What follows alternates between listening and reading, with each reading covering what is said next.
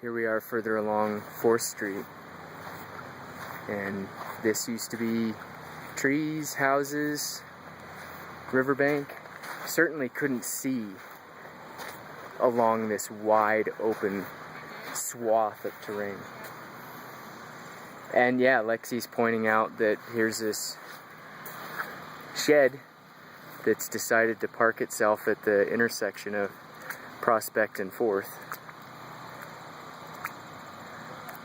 And we're finding a lot of that, just miscellaneous stuff, artifacts of people's lives. There's some dinner plates over there. Just on the other corner we saw a pile of family photographs.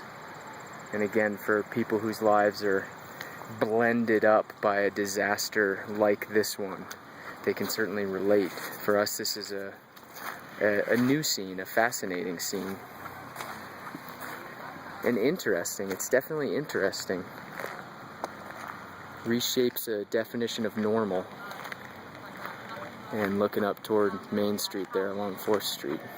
So a route that a lot of people probably that have come to a festival have walked and would be very familiar with.